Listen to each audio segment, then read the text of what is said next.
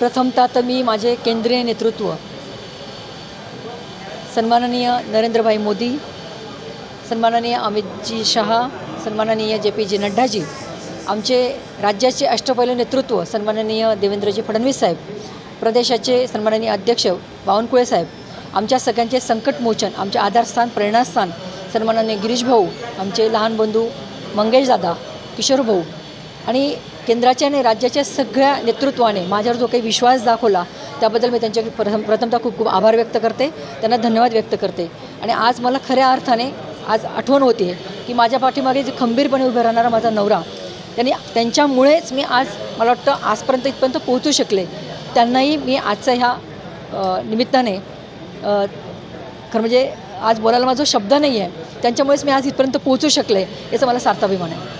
जळगाव लोकसभेच्या माध्यमातून आगामी काळामध्ये मागच्या खासदारांनी त्या माध्यमातून त्यांच्या पद्धतीने कामं या ठिकाणी केलेले आहेत, पण काही बॅकलॉग त्या माध्यमातून जो राहिलेला आहे तो पूर्ण करण्याचा माझं यापुढे काम राहील। या ठिकाणी विमानतळाचा प्रश्न असेल, या ठिकाणी सिंचनाचे जे काही प्रश्न आहेत म्हणजे त्याच्यात बलून बंधनाचा विषय असेल, पाडसर धरणाचा विषय असेल, या सगळ्या विषयांना त्या ठिकाणी न्याय देण्याची भूमिका माझी या माध्यमातून असेल।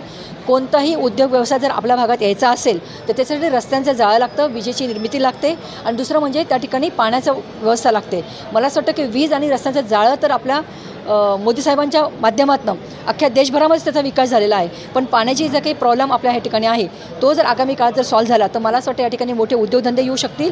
त्या माध्यमातून शेतीलाही पाणी जर 24 तास मिळालं तर मला वाटतं शेतकरी या माध्यमातून सुखी होऊ शकेल, म्हणून ह्या प्रकल्पांमध्ये माझं ह्या माध्यमातून मी लक्ष घालेल। ह्याचबरोबर बचत गटाच्या माध्यमातून आज वेगवेगळ्या स्तरामध्ये महिलांना फिरतं भांडवल त्या माध्यमातून मिळते, अजून महिलांच्या उत्थानासाठी माझं काम त्या माध्यमातून मी करण्याचा माझा मानस असेल। विद्यार्थी असेल, शेतकरी असेल, यांच्याही उत्थानासाठी या माध्यमातून मी माझं काम करेन।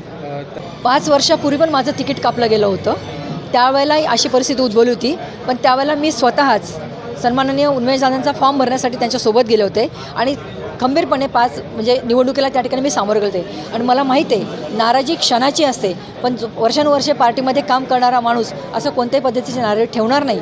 एकदा पार्टीने निर्णय घेतल्यानंतर त्याच्यासोबत सगळेच भारतीय जनता पार्टीचे पदाधिकारी माझ्यासोबत राहतील यात माझी कुठेही शंका नाही।